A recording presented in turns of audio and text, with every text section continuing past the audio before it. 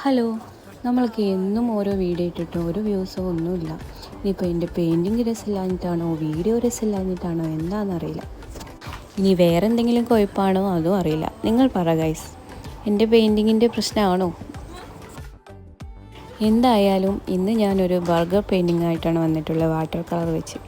ഇഷ്ടമാണെങ്കിൽ നമ്മളെ സപ്പോർട്ട് ചെയ്യാം. അപ്പോൾ അത്രയേ ഉള്ളൂ. Okay, by.